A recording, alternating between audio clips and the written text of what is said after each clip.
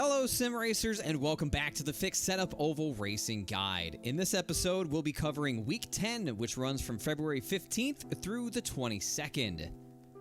A Fixed finally notched its first win as the favorite series in the weekly poll, while ARCA was relegated to the bottom of the stack by a slim margin over B Fixed.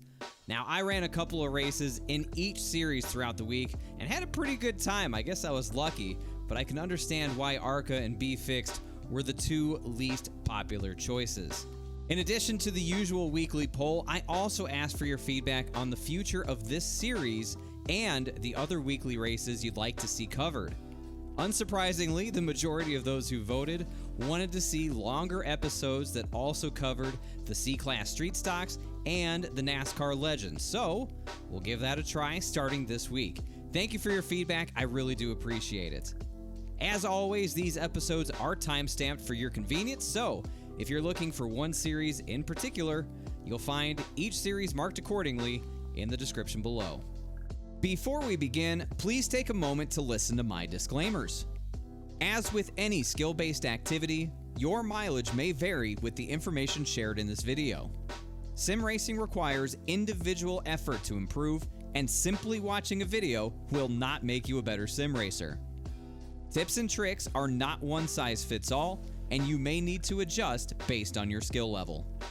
These episodes are recorded before the week begins, so the guided qualifying lap should not be viewed as the gold standard for the best lap time possible.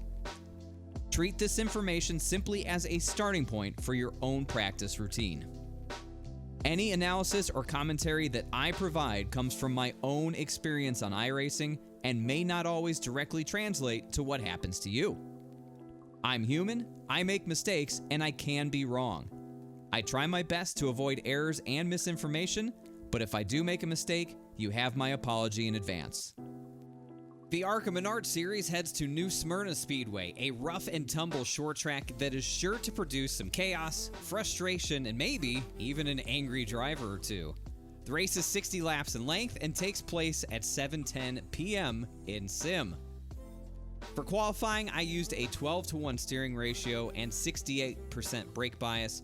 I tested at 14-to-1 steering ratio and also tried some lower brake bias values, but none of them felt as good as 12-to-1, so that's my recommendation for this week. Get a good run out of turn 4 to start your flying lap and use the end of the dashed lines as your reference point for turn 1.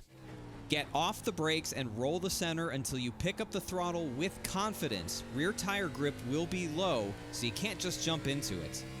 For turn 3, the end of the dashed lines on the backstretch is also a good reference point. Again, let the car roll the center and then fight that throttle to get out of turn 4 and finish the lap. My lap time was an 18.681.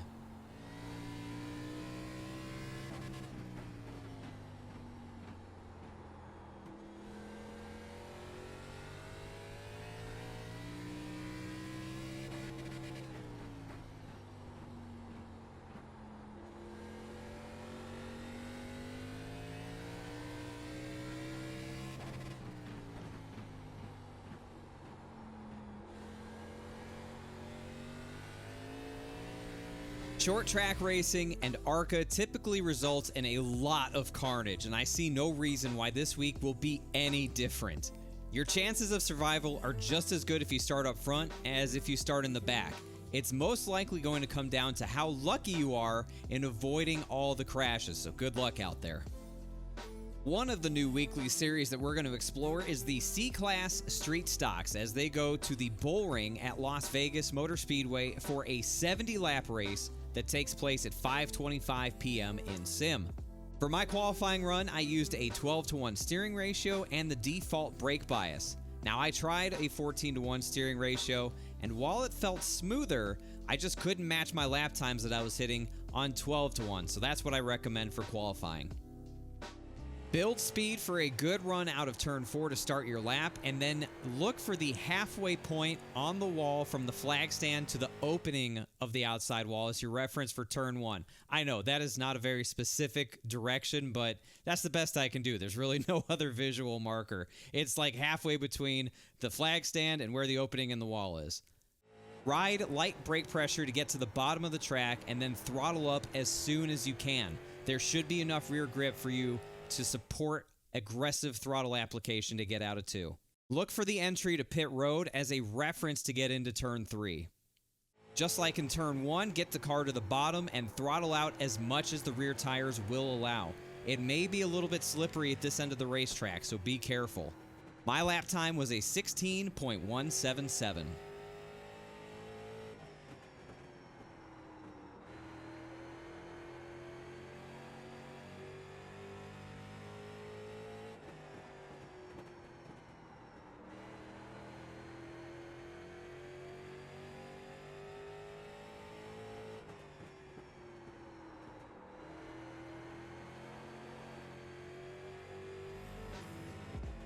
When racing at the bull ring, it is extremely important to protect the bottom and be careful not to get too low and clip that apron. You will lose traction and probably spin out if you do it. The car is very sensitive on throttle, especially on corner exit, so be careful how you use that pedal. It is so easy to overdrive the corners at the bull ring, and if you do, you're just going to skate up the track, so make sure you hit your marks and watch out for the dive bombs going into turn 3 on that curved back straightaway. That's probably going to be a very popular move for people to try to get to the bottom, so protect, defend, and try and survive. The other new series that we'll cover is the NASCAR Legends series, as it goes to the Homestead Miami Speedway for a 45-lap race that takes place at noon in sim. Now for my qualifying run, I used the default values of a 14-to-1 steering ratio and whatever the default brake bias is, I don't remember, but I didn't touch anything, and that's what I rolled out on the track with. This is a fun car to drive, also known as the 1987s. Let's take a look at it. Now, throughout my qualifying testing runs, I found that I was able to pull off a faster lap time on my first timed run, so that's what you're going to see here. Get a good run off the high side of turn 4 to start your flying lap. I used the last caution light as a reference point for turn 1. Get your left side tires down to the first seam. You should be able to aggressively apply throttle to finish the turn, but remember, be smooth on the throttle all the way through corner exits. I start checking up for turn 3 prior to the white line that goes across the track. You really want to back up your corner entries here, otherwise you're at risk for spinning out. Same deal as turns 1 and 2, left side tires on the first seam and aggressively throttle out to complete the lap. You'll see that I went a little bit too low below that seam and bobbled, which cost me a little bit of time. Speaking of time, my lap time was a 34.282.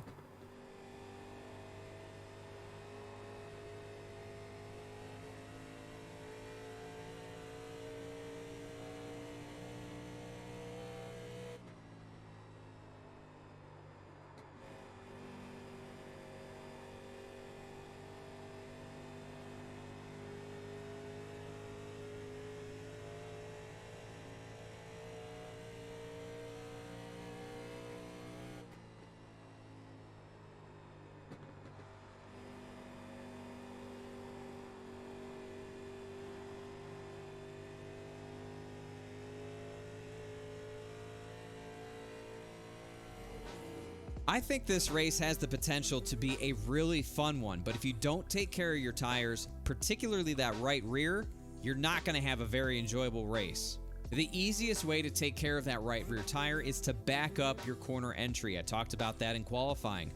It's so easy to overdrive the corner in these cars because of their tire, and you really need to start slowing down a lot sooner than you think.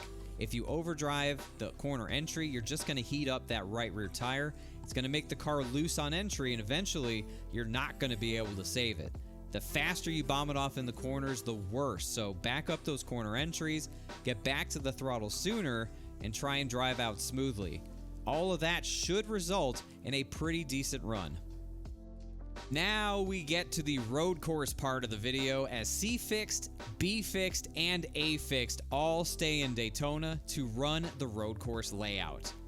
With all these road course races to be run this week, I had to bring on a new road course ringer to help me out. So I asked Twitch streamer and lowline racing driver Nate Stewart to show everyone how to hustle these race cars around the Daytona road course. Nate is a solid oval racer, but also has a high degree of skill on road courses in these stock cars. He was gracious enough to turn some laps for this video, so I ask that you check out Nate's Twitch channel, linked down in the pinned comment below. The C-Fix Daytona race is 17 laps in length and takes place at 12:45 p.m. in sim. For this run, Nate used a 10-to-1 steering ratio and 59% brake bias. That's a pretty aggressive brake bias. You may need to bump that up a few if you're struggling with the car getting loose or spinning out when getting into those braking zones. Now, unlike prior road course qualifying laps where Graham was helping me out earlier this season, I'm just going to let Nate's lap and telemetry speak for themselves, and you can pause this video as you see fit to catch his braking points and gear selection all the way around the track.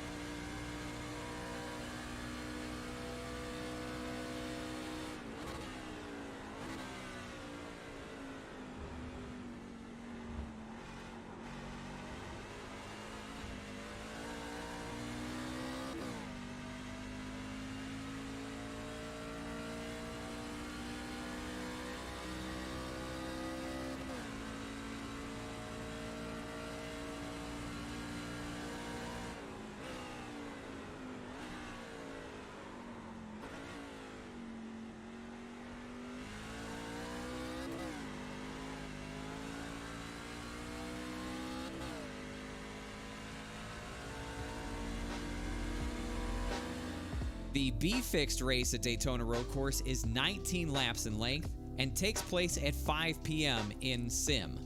For this run, Nate used a 10-to-1 steering ratio and 60% brake bias. Again, just like C-Fixed, a pretty aggressive brake bias, so if you're struggling with rear grip and spinning out getting into the braking zones, bump up that brake bias until the car feels more secure. That said, let's take a look at Nate's lap in the Xfinity car.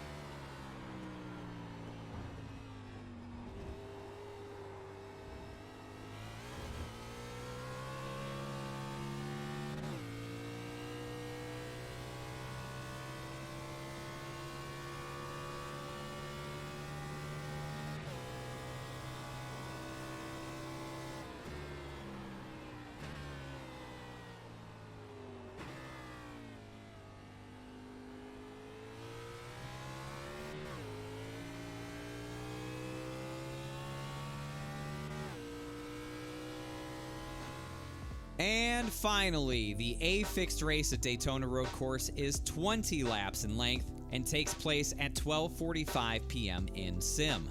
For this run, Nate used a 10-to-1 steering ratio and 60% brake bias. Again, if that's too low and the car is not secure for you in the braking zone, bump up that brake bias until you're not losing the rear end anymore. Let's take a look at Nate hustle this Cup car around Daytona Road Course.